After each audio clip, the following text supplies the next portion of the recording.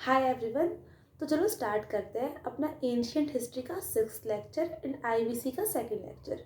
तो हम लोगों ने आईबीसी के फर्स्ट लेक्चर में काफ़ी पार्ट्स कवर करे थे एंड इस लेक्चर में हम लोग रिमेनिंग पार्ट अपना कवर करेंगे of the Indus valley civilization. तो चलो स्टार्ट करते हैं। तो अपना आज का फर्स्ट टॉपिक होगा ग्रेट बाथ एट मोहनजोदारो। तो चलो हम लोग पढ़ते हैं इसकी फीचर्स क्या क्या है। तो पहली बात तो ये है कि जो ग्रेट बाथ एट मोहनजोदारो है वो लोकेटेड है एट द सीटाडल और अपर टाउन। हमने सेकंड लेक्चर में देखा था कि जो सीटाडल है वो होता है अपना मतलब जो सीटाडल है वो अपना अपर टाउन होता है एंड ये वेस्ट साइड में होता है, स्मॉलर इन एरिया होता है but on a raised platform होता है and most probably it was used by or inhabited by urban elite section of the society. And जो लोअर टाउन था वो कॉमन लोगों के लिए था, वो ईस्ट साइड में था एंड वो लो प्लेटफॉर्म पर था एंड साथ में लार्जर एरिया था। एंड जो अपना ही सिटाडेल था ये फोर्टिफाइड था बट जो अपना लोअर टाउन था वो फोर्टिफाइड नहीं था। तो जो ग्रेट बाथ था वो अपने सीटाडेल यानी कि अपर टाउन में लोकेटेड था इन मोहनजोदारो। जो ग्रेट बाथ था it was constructed using finely fitted terracotta bricks using gypsum mortar. मतलब कि ग्रेट बाथ को कंस्ट्रक्ट करने के लिए हम लोगों ने finely fitted terracotta bricks use करी थी जिनमें जो length ratio breadth ratio height क्या थी 1:2:4 जो कि हम लोगों ने अपने सेकंड लेक्चर में देखी थी। एंड साथ में हम लोगों ने इनको फिट करने के लिए जिप्सम मोर्टर यूज किया था। तो मोर्टर क्या होता है? ये सीमेंट पानी इन सब का एक मिक्सचर होता है जिसे मसाला बोलते हैं ना अपने ईंटों को ज्वाइन करने के लिए, वो होता है मोर्टार। तो ग्रेट बाथ को कंस्ट्रक्ट करने के लिए हम लोगों ने जिप्सम मोर्टार का यूज करा था and finally fitted terracotta brick से बनाया गया था। साथ में हमें इसमें एक थिक लेयर ऑफ बिट्यूमिन मिलती है। तो जो बिट्यूमिन है अपना वो एक तरह का वाटर प्रूफ मटेरियल है जो कि हम लोग करंट टाइम में भी यूज करते हैं फॉर वाटर प्रूफिंग। तो इसका मतलब क्या है कि हमें मोहनजोदारो में अर्लीस्ट एविडेंस भी मिलते हैं ऑफ वाटर प्रूफिंग। जो ग्रेट बाथ था उसमें बिट्यूमिन यूज करा गया था जो कि एक वाटर प्रूफिंग मटेरियल है।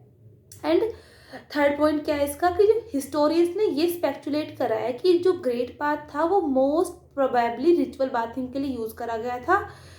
एंड एक इंटरेस्टिंग पॉइंट बात नोट करने की ये है कि हमें जो ये हड़प्पन सिविलाइजेशन है इसमें ना बहुत कोई भी सिग्निफिकेंट रिलीजियस मोन्यूमेंट या फिर रिलीजियस एस्टेब्लिशमेंट मिलती नहीं है। मतलब और जो कंटेम्प्रेरी सिविलाइजेशन थी जैसे कि इजिप्शियन या फिर मेसोपोटामिया उसमें हमें कुछ रिलीजियस एस्टेब्लिशमेंट मिलती है जो कि इलीट की थी एंड रिलीजियस कनेक्टेड थी। बट जो इंडस वैली सिविलाइजेशन है वो एक एक्सेप्शन है। यहाँ पर हमें कोई भी लार्ज रिलीजियस एस्टेब्लिशमेंट नहीं मिलती है बट फिर भी जो ग्रेट बाथ है वो मोस्ट प्रोबेबली यूज किया गया था for the purpose of ritual bathing. Okay, next क्या है? जो ग्रेट बाथ है उसमें exit entry and exit channels है जो क्या सिग्निफाई करते हैं कि जो वाटर था उसका पीरियोडिक रिप्लेसमेंट था एंड पीरियोडिक मेंटेनेंस की जा रही थी इसकी, यानी कि उन लोगों का हाइजीन पे बहुत प्रॉपर फोकस था। ये हमने सेकंड लेक्चर में देखा था कि यार उनके पास वेल एस्टेब्लिश्ड ड्रेनेज सिस्टम था जिसकी रेगुलर मेंटेनेंस की जा रही थी एक रेगुलर म्युनिसिपल बॉडी के द्वारा। एंड साथ में मतलब क्या था कि एक मेन ड्रेन था वो टेराकोटा ब्रिक से बना हुआ था एंड वहाँ पर पोर्ट होल्स थे जिससे कि रेगुलर क्लीनिंग की जा रही थी उस जगह की। तो मतलब जो हमने सेकंड लेक्चर में देखा साथ में ग्रेट बात हम लोग देख रहे भाई कि इसमें भी एंट्री चैनल थे एग्जिट चैनल थे। इससे क्या सिग्निफाई होता है कि भाई उन लोगों का हाइजीन पर बहुत ध्यान था। मतलब जो ड्रेनेज सिस्टम था वो तो यार था ही उस टाइम का यूनिक एट इट्स ओन। मतलब जो कंटेम्प्रेरी उस टाइम के मेसोपोटामिया के सिविलाइजेशन थे या फिर इजिप्शियन थे वहाँ पर कहीं भी ऐसा ड्रेनेज पैटर्न अवेलेबल नहीं था। साथ ही ग्रेट बाथ में भी हमें दिखता है कि पीरियोडिक रिप्लेसमेंट ऑफ वाटर के लिए अच्छा खासा प्लान था जो कि मोस्ट प्रोबेबली दिखाता हमें बताता है कि उस टाइम पर एक म्युनिसिपल बॉडी प्रेजेंट थी बिकॉज बिना उसके इस लेवल की प्लानिंग होना इज नॉट पॉसिबल। ओके, तो अब क्या क्या समरी अपनी ग्रेट बात की? जो ग्रेट बात जो है वो मोहनजोदारो में है एट द सीटाडल। इसमें फाइनली टेराकोटा ब्रिक्स यूज की गई है यूजिंग जिप्सम मोर्टार। साथ में हमें मिला है बिट्यूमिन जो कि है वाटर प्रूफिंग मटेरियल। साथ में हिस्टोरियंस ने ये स्पेक्युलेट करा है कि it was used for ritual bathing, and साथ में क्या है कि इसके separate entry and exit channels थे, जो कि ये सिग्निफाई करता है कि उन लोगों का हाइजीन पे बहुत ध्यान था, and periodic replacement of water was done, जो कि करती थी म्युनिसिपल बॉडी। ठीक है, तो ये अपना टॉपिक था ग्रेट बाथ का। आई होप समझ आया होगा। अब हम आते हैं अपने नेक्स्ट टॉपिक के ऊपर, जो कि है ग्रेनरी। तो जो ग्रेनरी है, इसमें हम लोग दो ग्रेनरीज की बात करेंगे, first at Mohenjodaro and second at Harappa. तो जो मोहनजोदारो है वहाँ पर हमें मिलती है ग्रेट ग्रेनरी, एंड ये भी ग्रेट बाथ की तरह ही सिटाडल या फिर जो अपना अपर टाउन है वहाँ पर लोकेटेड है। एंड एक बात जो हमें याद रखनी है, मतलब जो पॉइंट हमें याद रखना है वो ये है कि उस टाइम का लार्जेस्ट कंस्ट्रक्शन जो मोहनजोदारो में था वो ग्रेट ग्रेनरी थी, ना कि ग्रेट बाथ।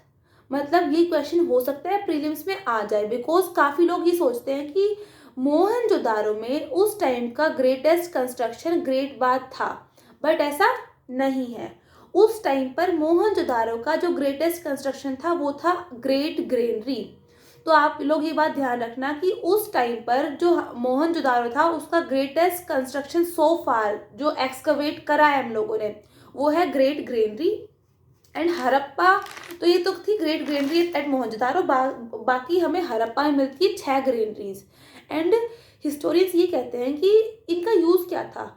तो मोस्ट प्रोबेबली क्या होता होगा उस टाइम पर कि जो हड़प्पन साइट्स थी वो अपने नियर बाय एरियाज जो सैटेलाइट स्टेट्स थे वहाँ से ग्रेन्स को प्रोक्योर करते थे, फिर इन ग्रेनरीज में स्टोर करते थे, एंड देन लोगों को डिस्ट्रीब्यूट करते थे। मतलब जो अपने हड़प्पन साइट्स हैं जितनी भी हमने देखी अब तक की, मोस्टली वहाँ पर ना फिनिश्ड गुड्स बनाए जा रहे थे। एंड ऐसा देखा जाता है कि उस टाइम पर बार्टर सिस्टम था प्रैक्टिस में।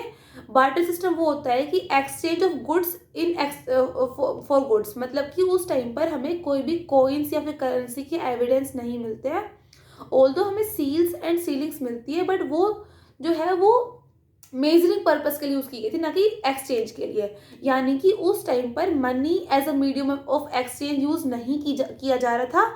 हम लोग उस टाइम बार्टर सिस्टम ही यूज़ करते थे, यानी कि exchange of goods with goods. तो फिर ऐसा मतलब ये रेफर करा है हिस्टोरियंस ने अब तक के एविडेंस के बेस पर कि मोस्ट प्रोबेबली होता क्या था कि जब जो हड़प्पन साइट्स थी वो अपने कंटेम्प्रेरी और जो एरियाज थे, मतलब कंटेम्प्रेरी और जो सिविलाइजेशन थे उस टाइम के, जो चारकोलिथिक कल्चर की जगह थी वहाँ पर, उन सब से ग्रेन्स प्रोक्योर करते थे। एंड इन रिटर्न जो हड़प्पा में फिनिश्ड गुड्स थे वो उनको देते थे, एंड देन वो इन ग्रेन्स को ग्रेनरीज में स्टोर करते थे, एंड वो लोगों को डिस्ट्रीब्यूट करते थे। मतलब ये हिस्टोरियन से एक इंटरप्रेट करा है एक तरीके से, बट अभी भी कोई प्रूफ नहीं है इस चीज़ का। It is still subject to interpretation, because जो स्क्रिप्ट है वो अब तक डेसिफर नहीं की गई है, तो कहीं भी लिखा नहीं है कि ऐसा होता था। बट क्योंकि हिस्टोरियंस ने ऐसा बोला है तो वी कैन से दैट ऐसा, मतलब अब तक की जो एविडेंस है उसके बेस पर तो यही हुआ था। बाकी आगे रिसर्च इज गोइंग ऑन, आगे क्या होगा वो देखते हैं हम लोग क्या होता है। तो क्या था अपना हड़प्पा में 6 ग्रेनरीज मिली है हमें, and it is likely that the food grains were collected from nearby areas and distributed to meet the food requirements of the IVC people or the Harappans. And most probably the Harappan towns were dependent upon the satellite states. कौन से थे? Chalcolithic sites for food grains, and in return they supplied finished goods to the satellite states. For example, मतलब कि barter system का हमें evidence मिलता है उस टाइम पर coin या फिर money as a medium of exchange नहीं था। उस टाइम पर हम लोग गुड्स को एक्सचेंज करते थे फॉर गुड्स, मतलब barter system was in practice at the time. Money as a medium of exchange was not used. Okay, and next तो आई होप आपको क्लियर होगा ग्रेनरी का टॉपिक होता है। तो ग्रेनरी में क्या है, एक great granary at Mohenjodaro and 6 granaries at Harappa. जो ग्रेट ग्रेनरी एट मोहनजोदारो है वो सिटाडेल में लोकेटेड है, एंड जो ये है वो largest construction of Mohenjodaro eight the time है। ओके, तो आते हैं हम लोग नेक्स्ट टॉपिक के ऊपर, वो है आर्टिफिशियल डॉकयार्ड एट लोथल। तो डॉकयार्ड क्या है, वो जगह है जहाँ से शिप्स जो है वो मतलब रुकती है एंड अपने सामान को लोड एंड अनलोड करती है। तो जो लोथल है वहाँ पर हमें मिलता है एक आर्टिफिशियल डॉकयार्ड। तो बहुत जगह तो होता है नेचुरल डॉकयार्ड होता है, वो मतलब क्या होता है कि खुद से बना हुआ होता है, काफ़ी जगह पर है इंडिया में।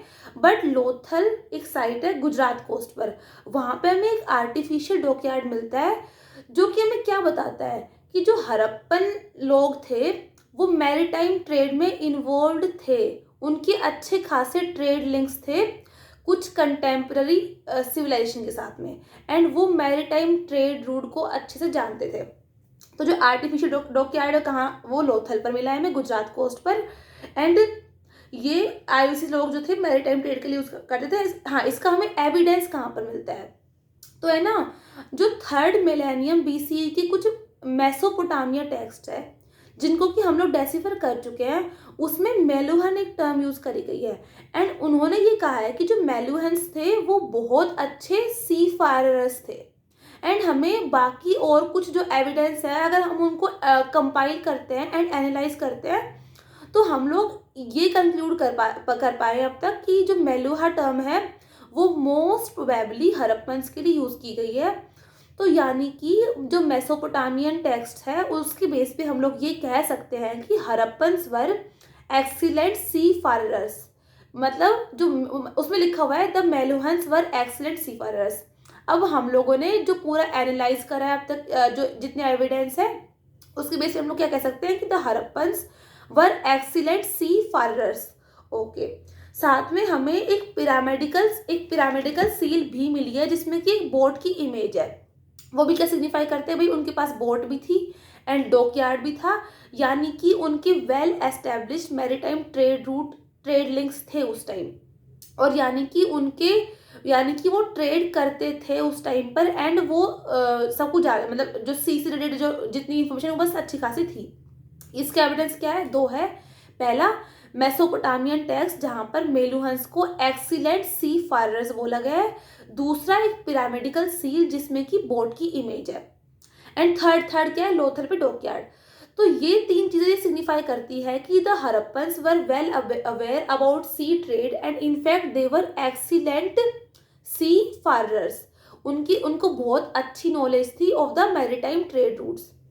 साथ में जो आर्टिफिशियल डॉकयार्ड है वो एक ट्रेपिजोइडल बेसिन में बना हुआ था, एंड हम वहाँ पे स्लुइस गेट्स यूज किए थे, मतलब वो जो गेट्स ऐसे बंद होते हैं ना, वो गेट्स यूज किए गए थे, एंड एक स्पिल चैनल था। एंड ये जो आर्टिफिशियल डॉकयार्ड्स होते हैं ये high tide and low tide इसके कॉन्सेप्ट पर वर्क करते हैं, ये याद रख लेना आप लोग। इन डेप्थ आप लोग जियो में पढ़ोगे कि किस तरह से वर्क करता है ये प्रिंसिपल, बट अभी मैं आपको सिर्फ इतना बता रही हूँ कि जो आर्टिफिशियल डॉकयार्ड होते हैं वो high tide and low tide के कॉन्सेप्ट पर बेस्ड है। ओके, तो आई होप आपको समझ आया होगा, मतलब कि हम लोग क्या क्या कर सकते हैं कंक्लूड कि भाई देखो कि उनके इंटरनल कॉन्टैक्ट्स तो थे ही कंटेम्प्रेरी चालकोलिथिक साइट साथ में उनके एक्सटर्नल कॉन्टैक्ट्स भी थे, both via the maritime route and also via the land route. वो एक्सीलेंट सी फारर्स थे एंड साथ में उनके अच्छे खासे ट्रेड लिंक्स थे उस टाइम पर कंटेम्प्रेरी सिविलाइजेशन के साथ में। ओके, आते हैं अब आप लोग अपने नेक्स्ट टॉपिक के ऊपर, वो है हड़प्पन आर्ट एंड क्राफ्ट्स। तो हमें जितनी भी आईवीसी साइट्स है उससे हमें ऑर्नामेंट्स, पोट्री, स्कल्पचर सब कुछ मिलता है। एंड बहुत सी सेटलमेंट्स तो ऐसी थी उस टाइम की जो कि इंडस्ट्रियल टाउन्स थे, तो वहाँ पर तो आर्ट्स एंड क्राफ्ट्स की प्रोडक्शन भी होती थी। साथ में जो ऑर्नामेंट्स उसमें क्या होता है, बैंगल्स, नेकलेसेस, इयररिंग्स एक्सेट्रा। अब देखते हैं प्राइमरी जो अपने ऑर्नामेंट्स थे उनके प्राइमरी कंस्ट्रक्शन मटेरियल्स क्या कहते हैं, यानी कि कौन कौन से मेटल से उन लोगों ने ऑर्नामेंट्स बनाए थे। तो जो हड़प्पन लोग थे उन लोगों ने 3 मेटल्स यूज करे थे primary, copper, bronze and gold. And साथ में मोस्ट प्रोबेबली हमें वहाँ पर कोई भी एविडेंस नहीं मिलता आयरन का। एंड हमें जो सिल्वर है उसका थ्योरेटिकल तो एविडेंस मिलता है, बट हमें उसका कोई भी आर्कियोलॉजिकल एविडेंस नहीं मिलता है। तो यानी क्या है कि जो ऑर्नामेंट्स थे वो उन लोगों ने 3 मेटल से बनाए थे, copper, bronze and gold. And most probably उन लोगों को आयरन की नॉलेज नहीं थी, बिकॉज हमें कोई भी एविडेंस नहीं मिलता है आयरन का एंड सिल्वर का। हमें थ्योरेटिकल एविडेंस मिलता है बट हमें कोई भी उसका आर्कियोलॉजिकल एविडेंस नहीं मिलता है। तो मैं रिपीट कर रही हूँ कि डेफिनेटली जो हड़प्पन्स थे वो copper, bronze and gold in 3 metals के बारे में अवेयर थे एंड उन लोगों ने ये मेटल्स यूज करे थे for the construction of ornaments. साथ में हमें आयरन का कोई भी एविडेंस नहीं मिलता है, सिल्वर का हमें थ्योरेटिकल एविडेंस मिलता है बट नो आर्कियोलॉजिकल एविडेंस। तो ये ध्यान रखना आपको, copper, bronze, gold definitely used, iron no evidence, silver theoretical evidence but no archaeological evidence. Okay, साथ में उन लोगों ने बहुत से semi precious and precious stones भी यूज किए थे, for example carnelian, jasper, quartz, lapis lazuli, shells and ivory. ये सब कुछ भी उन लोगों ने यूज करे थे for the making of ornaments and crafts. जो साथ अब उनकी नेक्स्ट क्राफ्ट क्या है, पोट्री। तो जो पोट्री है वो बहुत इंपॉर्टेंट क्राफ्ट थी ऑफ द हड़प्पन पीपल। उस टाइम पे जो पोट्री थी वो थी ब्लैक एंड रेड वेयर। ये जो पोट्री का स्टाइल था वो हड़प्पन्स जो है उनका यूनिक था। जो पोट्री थी वो अंदर से ब्लैक थी, बाहर से रेड थी एंड बाहर जो रेड पार्ट था उस पर डिजाइन्स भी बनाए थे आईवीसी लोगों ने। अब जो पोट्री जो है वो इनिशियल फेज में हैंडमेड थी एंड लेटर फेज में हमें व्हील मेड पोट्री के एविडेंस भी मिलते हैं एट द आईवीसी साइट्स। और हम लोगों ने सेकंड लेक्चर में देखा था कि जो व्हील है उसका अर्लीस्ट यूज जो हुआ था वो पोट्री के लिए हुआ था, ना कि ट्रांसपोर्टेशन के लिए। तो जो हड़प्पन्स थे उन लोगों ने व्हील का यूज करना स्टार्ट कर दिया था for the construction of pottery and initially हमें हैंडमेड पोट्री मिलती है but in the later period we also get the evidence of wheel made pottery. And जो इनकी पोट्री थी वो क्या थी, ब्लैक एंड रेड वेयर, जिसमें कि अंदर वाला पार्ट ब्लैक था एंड बाहर वाला पार्ट रेड था। जो मेथड यूज किया था बनाने के लिए वो था इनवर्ट बेकिंग मेथड। तो इस मेथड में क्या होता है कि हम लोगों ने ना क्ले से बनाई पोट्री, उसके बाद हम लोगों ने जो इसका इनर पार्ट था वहां पर फायर मतलब आग जला दी हम लोगों ने, जिस वजह से क्या हो गया कि अंदर धुएं की वजह से कलर क्या हो गया, ब्लैक हो गया एंड जो आउटर पार्ट था वो रेड कलर का हो गया। तो ये रीजन है कि वो इसे हम लोग बोलते हैं ब्लैक एंड रेड वेयर। मैं समराइज कर रही हूँ, क्या था जो इस टाइम की पोट्री थी वो थी black and red ware. Reason क्या था, हम लोग इस टाइम इनवर्ट बेकिंग मेथड उसका यूज कर रहे थे। तो उसमें क्या था कि हम लोग पहले क्ले से पोट्री बना रहे थे, देन उसके अंदर हम लोग आग जला रहे थे, जिस वजह से जो अंदर वाला पार्ट था वो धुएं की वजह से ब्लैक हो गया एंड बाहर वाला पार्ट रेड हो गया। एंड बाहर वाले पार्ट पे हमने नहीं उन्होंने डिजाइनिंग भी की थी। इसलिए जो ब्लैक एंड रेड वेयर है वो एक इम्पोर्टेंट फीचर है of the IVC culture. And जो ये पोट्री श्रेड्स थे ब्लैक एंड रेड वेयर के, ये इनसे हमें बहुत हेल्प मिली है कि ये जानने के लिए कौन कौन सी साइट्स आईवीसी साइट्स है एंड साथ साथ कि किन किन जगहों के कॉन्टैक्ट्स थे with the IVC people. Okay, अब जो इनिशियली जो पोट्री थी वो यूज की गई थी कुकिंग के लिए एंड स्टोरेज के लिए, but in the later period हमें ये एविडेंस मिलते हैं कि जो पोट्री थी वो एस्थेटिक पर्पस के लिए भी यूज की जा रही थी। तो यार सिंपल सी बात है यार, भाई इतने सभ्य लोग थे, हाइजीन का इतना ध्यान था, एम्प्लॉयमेंट अच्छी खासी थी, मनरेगा पर डिपेंडेंट नहीं थे एंड इतनी नॉलेज थी यार, तो भाई अब थोड़ी बहुत तो साफ सफाई पे ध्यान देंगे वो लोग। तो इसलिए उन लोगों ने जो पोट्री है उसका एस्थेटिक पर्पस के लिए भी यूज करना स्टार्ट कर दिया था, मतलब कि डिजाइनिंग का काम करते थे अपने घरों में वो लोग ऐसे। तो ये ध्यान रखना, मतलब कि सिर्फ स्टोरेज के लिए एंड कुकिंग के लिए यूज नहीं था, साथ में वो लोग एस्थेटिक पर्पस के लिए भी पोट्री का यूज करते थे। आई होप समझ आया होगा। एंड जो pottery shreds are an important clue to identify IVC sites and also internal and external contacts of the IVC people. तो मैंने आपको पहले ही बताया है कि जो black and red ware pottery है आईवीसी पीपल की, वो बहुत इंपॉर्टेंट क्लू है टू फाइंड आउट कि कोई भी जगह है वो आईवीसी साइट है या फिर नहीं है, एंड साथ में इन लोगों का किन किन जगहों के साथ internal as well as external contact रहा है। ओके, आई होप समझ आया होगा पोट्री। नेक्स्ट जो अपने आर्ट एंड क्राफ्ट में टॉपिक आता है वो आता है स्कल्पचर। जो स्कल्पचर है इस टाइम पे वो बनाए गए थे स्टोन्स की हेल्प से, टेराकोटा एंड ऑल्सो ब्रोंज। एक बहुत इंपॉर्टेंट स्कल्पचर जो कि इस टाइम का है वो प्राइस्ड किंग का स्कल्पचर है, जो कि सोप स्टोन से बनाया गया था। ये कहाँ मिलता है हमें, मोहनजोदारो मिलता है। तो मोहनजोदारो पे priced, Mohenjodaro priced king made using soapstone. साथ में हमें बहुत से एविडेंस मिलते हैं a number of terracotta images. For example हमें एक प्लोशोर जो होता है, हल होता है ना अपना, तो हमें जो हल होता है उसका एक टेराकोटा रेप्लिका मिलता है इन चोलिस्तान, जो कि है Thar desert at Pakistan, and Banawali जो है प्रेजेंट डे हिसार। तो मतलब अपनी दो आईवीसी साइट्स है, चोलिस्तान इन पाकिस्तान एंड बनावली जो कि है प्रेजेंट डे हिसार।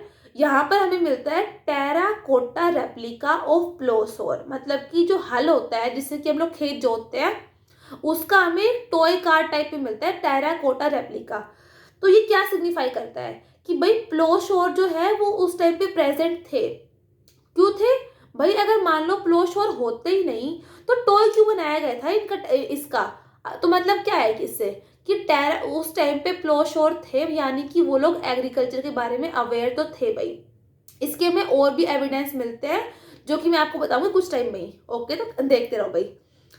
जो terracotta and bronze toy cards थे वो हमें एक इंसाइट प्रोवाइड करते हैं regarding methods of transportation.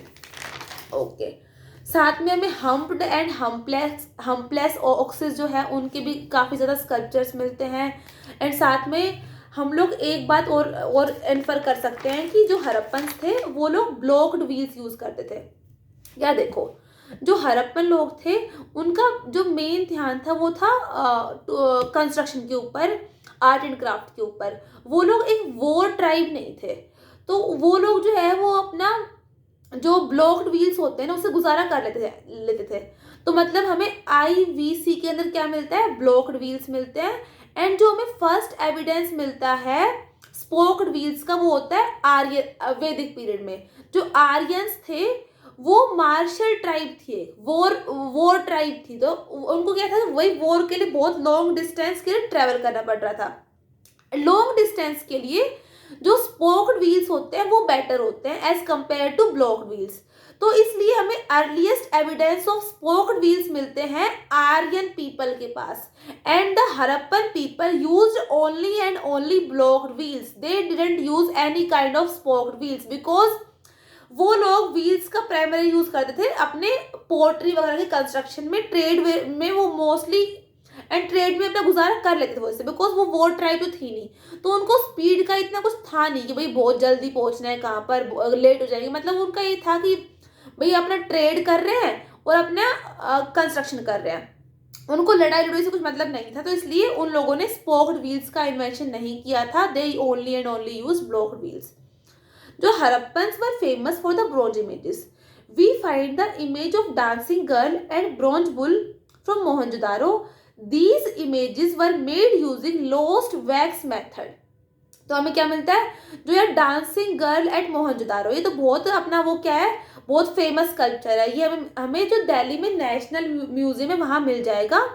And जो डांसिंग गर्ल है, जब हम लोग बुक्स में इमेज देते तो हम लगता है बहुत बड़ा कोई स्कल्पचर होगा ऐसे, बट जब आप लोग एक्चुअली विजिट करोगे ना नेशनल म्यूजियम को, तो आपको पता है क्या हो चलेगा कि एक्चुअली जो डांसिंग गर्ल का स्कल्पचर है वो बस इतना है साइज में। एंड हमने जो बुक्स में इमेज देखी है उससे हम ये सोचते हैं कि यार हाँ बहुत बड़ा सा कोई स्कल्पचर होगा, बट ऐसा नहीं है। आप लोग चाहो तो जो दिल्ली में नेशनल म्यूजियम है वहाँ जाकर स्कल्पचर देख सकते हो ब्रोंज गर्ल का, बहुत कम छोटा साइज है। एंड ये लोस्ट वैक्स मेथड से बनाया गया था। ये जो मेथड है वो काम का नहीं है, आपके होता तो बता देती मैं, अगर किसी को पूछना है तो कमेंट में पूछना है, मैं आपको एक्सप्लेन कर दूंगी। ओके, अब हमें है ना, अब मैं एक आपको बताती हूँ इंटरेस्टिंग फैक्ट कि देखो यार, हमें ना जो टेराकोटा रेप्लिका है वो तो मिलते हैं प्लोशोर के, बट हमें किसी भी साइट पर एक्चुअल में जो प्लोशोर है वो मिले नहीं है। तो ऐसा कैसे पॉसिबल है? तो उसका रीज़न ये है कि मोस्ट प्रोबेबली उन लोगों ने जो टिम्बर है उससे बनाए थे प्लोशोर अपने हल, मतलब जो है। एंड जो टिम्बर है वो एक पेरिशेबल आइटम है, एंड विद टाइम ये डिग्रेड हो गया पूरा पूरा। इसी वजह से हमें कोई भी जो एक्चुअल प्लोशोर यानी कि हल है वो किसी भी साइट पे नहीं मिलते हैं। बट इसका मतलब ये नहीं है कि उन लोगों ने हल का यूज नहीं करा था, बिकॉज हमें टेराकोटा रेप्लिका मिलते हैं ऑफ प्लोशोर्स। जो कि इस बात का एविडेंट है कि उन लोगों ने प्लोशोर्स यूज करे थे and they were well aware about agriculture. Okay, and इसका एक और एविडेंस मिलता है जो कालीबंगन एक जगह है राजस्थान में, वहां पर हमें जो फरोज है ना वो मिलते हैं। मतलब फरोज क्या होता है, जब हम लोग हल से किसी खेत को जोतते हैं ना, तो जो लाइंस बनती है उसके एविडेंस मिलते हैं। तो एक तो ये जो टॉय कार्ड्स जो है प्लोशोर के टेराकोटा रेप्लिका यानी कि वो, एंड कालीबंगन में जो फरोज है वो, ये दो चीज इस बात का एविडेंस है कि उन लोगों के पास प्लोशोर्स यानी कि हल थे एंड उन लोगों ने एग्रीकल्चर भी प्रैक्टिस करा था। अब नेक्स्ट क्या आता है, वेट्स एंड मेजर। तो है ना, जो स्टीएटाइट स्टोन्स थे वो यूनिफॉर्म वेट्स थे, ये स्टोन क्यूब्स थे। साथ में ब्रॉन्ज डिस्क विद थ्रेड्स भी मिलती है हम लोगों को, एंड वहां पर जो ये थे वेट एंड मेजर के लिए रेशियो ऑफ 16 यूज किया जाता था। तो यार अब हमें एक बात पता है कि जो 1 रुपया होता है वो 16 आना के बराबर होता है। तो फिर मोस्ट प्रोबेबली जो ये 16 आना का कॉन्सेप्ट है ना, ये कहीं ना कहीं आईबीसी टाइम में स्टार्ट हुआ था। मतलब ऐसा हम लोग इन्फर कर सकते हैं, but we are not sure because हमें कोई रिटर्न एविडेंस नहीं मिलता इस बात का, because the Harappan script is not yet deciphered. But फिर भी हम लोग कह सकते हैं कि जो 1 रुपी इक्वल्स टू 16 आना, ये कॉन्सेप्ट कहीं ना कहीं आईबीसी लोगों के साथ ही स्टार्ट हुआ था। अब होता है डाइवर्स। अब हम आते हैं, तो आई होप आपको समझ आया होगा। तो क्या था कि भाई स्कल्पचर जो है वो स्टोन, टेराकोटा एंड ब्रोंज से बनाए गए थे। Priest king Mohenjodaro soapstone से बनाया गया था। Terracotta replica of ploughshare at Cholistan in Pakistan and Banawali at Hisar. साथ में हमें ब्रोंज के टॉय कार्ड्स भी मिलते हैं। हम्प एंड हम्पलेस ऑक्सिस के हमें टॉय वो मिलते हैं, स्कल्पचर्स मिलते हैं। ब्लॉक्ड व्हील्स थे वो यूज किए थे लोगों ने, स्पोक्ड व्हील्स यूज नहीं करे थे। स्पोक्ड व्हील्स हम आर्यंस ने यूज करे थे because they were war tribes. And जो हड़प्पन्स जो है उनकी ब्रॉन्ज इमेज, वो ब्रॉन्ज इमेज के लिए फेमस है। एंड जो डांसिंग गर्ल एक इमेज है वो मोहनजोदारो, डांसिंग गर्ल का स्कल्पचर है वो मोहनजोदारो में मिला था and it was made using lost wax method. ये जो मेथड है वो आपके इतने काम का नहीं है, मैं इसलिए आपको एक्सप्लेन नहीं कर रही हूँ। जानना है तो कमेंट कर देना। तो चलो अब हम लोग स्टार्ट करते हैं अपना नेक्स्ट टॉपिक। नेक्स्ट टॉपिक क्या है, diverse means of subsistence for IVC. तो जो IVC was spread throughout the western and north western part of the Indian subcontinent marked by diverse climatic conditions. Naturally, the population residing in the region depended on a diverse means of subsistence. They depended on a wide range of plants and animal products including fish. ठीक है, मतलब fish जो थी वो भी consume करते थे लोग ऐसे। And archaeologists have attempted to reconstruct dietary practices from the finds of burnt grains या फिर चार्ड ग्रेन्स बोल सकते हैं, and the remains of bones. तो क्या होता है, जो आर्कियोलॉजिस्ट है उन लोगों ने इन साइट्स पे एक्सकवेशन स्टार्ट करी, एंड जो यहाँ पर हमें सीड्स मिले, बर्न्ट ग्रेन्स मिले एंड जो बोन्स मिली, उन सब के बेस पर डाइटरी प्रैक्टिस को एनालाइज किया अपने हिस्टोरियंस ने। तो जो साइट्स है वो क्या दिखाती है हमें कि वो लोग थे वो wheat, barley, lentil, chickpea and sesame, इनके बारे में वेल अवेयर थे। एंड हमें राइस का भी एविडेंस मिलता है, हावेवर सिर्फ रेयर ओकेजन पर ही मिलता है। इसका रीजन क्या है, तो जो ये राइस जो है ना, ये एक ऐसी क्रॉप है जिसको बहुत एम्पल अमाउंट ऑफ वाटर चाहिए होता है। एंड जो हड़प्पा वाला रीजन जो है अपना, वो कंपैरेटिवली ड्राई रीजन है, यहाँ पर इतनी रेनफॉल नहीं है। तो फिर मतलब जो हमें इतना वाटर नहीं मिल पाया कि हम लोग राइस उगा सके इस जगह पर, इसलिए जो राइस है वो अवेलेबल तो है but not in ample amount. सिर्फ रेयर ओकेजन पर ही हमें राइस मिला है एट द हड़प्पन साइट्स। साथ में जो एनिमल बोन्स हमें मिली है वो किन किन एनिमल से मिली है, cattle, sheep, goat and buffalo as well as pig. And ये जो एनिमल्स थे डोमेस्टिकेट किए जा रहे थे। अब हमें ये कैसे पता कि यार जो ये एनिमल्स थे वो डोमेस्टिकेट किए गए थे या फिर ये वाइल्ड एनिमल्स थे। तो यार ये जो होता है ना, हम लोग अगर किसी भी एनिमल की बोन को एनालाइज करें ना, उससे पता लगा सकते हैं हम लोग। तो जो बोन्स थी उनकी स्टडी से हम लोगों ने ये एनालाइज करा कि जो cattle, sheep, goat, buffalo and pig, ये सारे डोमेस्टिक एनिमल्स थे। जो हड़प्पन्स थे वो इन एनिमल्स को डोमेस्टिकेट करते थे फॉर देयर पर्पसेस। एंड साथ में हमें कुछ वाइल्ड स्पीसीज की बोन भी मिलती है, वो थी डियर, बोर एंड घड़ियाल। And it is debatable whether they hunted, these were hunted by the IVC people themselves or were procured from the hunting communities. And साथ में जो bones of fish and different bird species are also found. Okay, and साथ में अब हम लोगों को ये क्या होता है, तो बेसिकली क्या है कि हमें ग्रेन्स कौन कौन से मिलते हैं उस टाइम पर, wheat, barley, lentil, chickpea and sesame. Rice जो है वो मिलता है but not in ample amount because वहाँ पर स्कैंटी रेनफॉल थी। एंड जो राइस है वो स्टैंडिंग वाटर में ही उग सकता है। हमें एनिमल की बोन्स मिलती है, तो कुछ डोमेस्टिक एनिमल्स थे, for example sheep, goat, pig etcetera. कुछ वाइल्ड एनिमल्स थे, फॉर एग्जाम्पल डियर, घड़ियाल एक्सेट्रा। अब एग्रीकल्चर की अगर हम लोग बात करें तो है ना, it is difficult to recreate कि उनका मेथड ऑफ एग्रीकल्चर क्या था, बट फिर भी हम लोगों को कुछ जगह पे टेरिकोटा रेप्लिका मिलता है ऑफ द प्लोश हो, जो कि क्या दिखाता है भाई इन लोगों ने हल भी यूज़ करा था। साथ में हमें जो कालीबंगन जगह है वहाँ पे प्लॉड फील्ड मिलती है, यानी कि जोता हुआ खेत मिलता है, जिसमें कि जो फरोज थे वो राइट एंगल पे मीट कर रहे थे। तो जो राइट एंगल पे मीट करे यानी क्या था, मल्टीपल क्रॉपिंग का सिस्टम था वहाँ पर। ये हम लोग कंक्लूड कर सकते हैं फ्रॉम द प्लॉड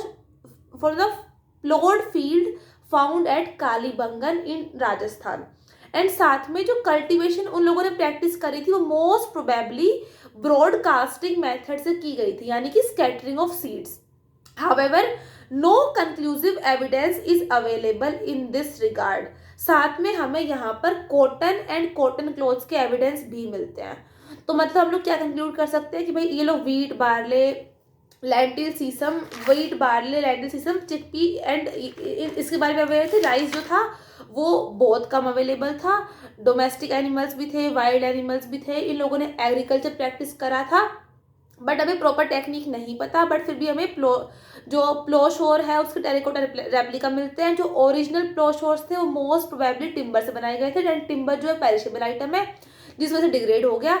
अब हमें साथ में कालीबंगन में एक प्लॉड फील्ड भी मिलती है जिसमें जो फरोज है वो इंटरसेक्ट करते हैं राइट एंगल, जो कि एविडेंस है कि इन लोगों ने मल्टीपल क्रॉपिंग प्रैक्टिस करी थी। साथ में हम लोगों को ये एविडेंस मिलता है कि इन लोगों ने ब्रॉडकास्टिंग मेथड यूज करा था for agriculture. And however no conclusive evidence is available in this regard. ये बस हिस्टोरियंस ने इन्फर करा है from the so far available sources. However conclude तो हम लोग सिर्फ तब कर सकते हैं जब IVC स्क्रिप्ट जो है वो डेसिफर हो जाएगी।